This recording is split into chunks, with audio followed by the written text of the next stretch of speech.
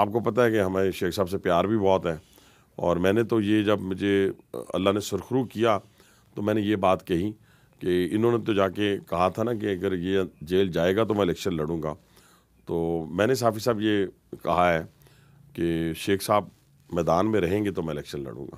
یعنی میں نے ان کی جیل جانے کی خواہش نہیں کی، نہ سزائے موت کی، نہ عمر قید کی، نہ دہشت گردی کے مقدمات کی، یہ میں نے خواہش نہیں کی. لیکن ایک بات ضرور ہے کہ اگر کھرا جائے گا 9 مئی کا تو وہ اس شخص کے پاس بھی جائے گا. آپ یعنی خود یہ چاہتے ہیں کہ وہ جیل بھی نہ جائیں، ان کے کاغذات بھی ریجیکٹ نہ ہو اور آپ مقابلہ کر لیں. جی بالکل.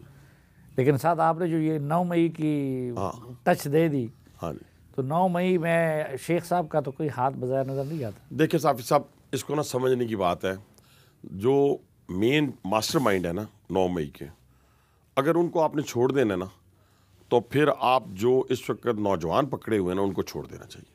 ان کے عمل کی وجہ سے یہ ہوا کہ 1.5 سال انہوں نے یہاں پہ کیا کہا. مجھے تو ڈرٹی ہیری نہیں کہا نا عمران خان نے، یا نواز شریف صاحب کو تو نہیں کہا. میر جعفر میر صادق کس کو کہتے رہے، کس کے خلاف تیار کرتے رہے.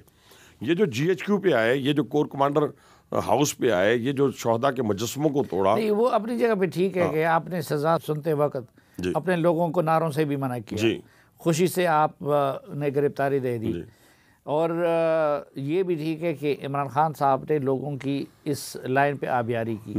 لیکن شیخ رشید صاحب وہ تو اس میں شامل نہیں، وہی شامل ہے. بلکہ شیخ رشید صاحب تو ہمیشہ ان کا یعنی جن کے بل پہ جن کے سیاست کرتے تھے، سیدھی بات کریں، وہ فوج اور اس سے متعلقہ ادارے تھے، تو ان کے خلاف شیخ صاحب کب ایسی پلاننگ یعنی خود ساختہ آپ انسٹیٹیوشن کا ترجمان کہہ سکتے ہیں. ٹھیک ہے جی، وہ تھے. ایشو یہ تھا کہ انہیں ایک غلط فہمی ہو گئی تھی، کیونکہ یہ بڑے مفاد پرست انسان ہیں، یہ چٹان کی طرح ہر شخص کے ساتھ کھڑے رہتے ہیں. نواز شریف صاحب ہوں، مشرف ہوں، جمالی صاحب ہوں، میں نے آنکھوں سے دیکھا ہوں، شوکت عزیز صاحب ہوں، عمران خان ہوں، یہ چٹان کی طرح کھڑے ہیں اس وقت تک جب تک اقتدار ہو. ان کو یہ معلوم ہو گیا کہ عمران خان حاوی ہو گئے تمام انسٹیٹیوشنز کے اوپر. میں ایک انسٹیٹیوشن کی بات نہیں کر رہا، اور اب عمران خان کے بغیر یہ ملک نہیں چلے گا، اور اقتدار عمران خان کی جھولی میں آئے گا. اس نے کیا مشورہ دیا عمران خان کو، اگر یہ بات غلط ثابت ہو جائے میں سیاست چھوڑ دوں گا، صاحب میرے ساتھ ڈیبیٹ کروا لیں. انہوں نے مشورہ یہ دیا کہ پنڈی کی اپائنٹمنٹ کو روکنا ہے تو اس کے لیے ضروری ہے کہ پنڈی میں دھرنا دیا جائے.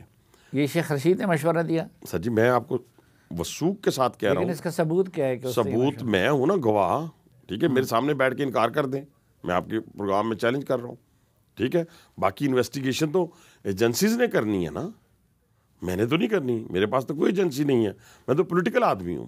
میں انفارمیشن دے رہا ہوں نا، اور انفارمیشن ہوگی بھی. یہ کوئی ایسی بات تو نہیں ہے کہ انفارمیشن نہیں ہوگی. یہ ان کو مشورہ دیا گیا کہ اگر پنڈی کی اپائنٹمنٹ کو روکنا ہے تو پنڈی میں دھرنا دیا جائے. اب پنڈی میں جب دھرنا دیا گیا، وہ اسپیچ نکالیں. اس اسپیچ میں کیا کیا کہا گیا موصوف کی طرف سے. اب اندازہ لگائیں، جب انہوں نے پورے لوگوں کو، ینگسٹر کو اکسایا اس کام کے لیے، تو اب ذمہ دار کون کون ہوگا؟ صرف عمران خان. عمران خان تو ماسٹر مائنڈ نمبر 1 ہے نا. پھر آگے 1-2 پیادے بھی ہیں نا، اور مجھے تو دوسرا پیادہ نظر کوئی نہیں آتا.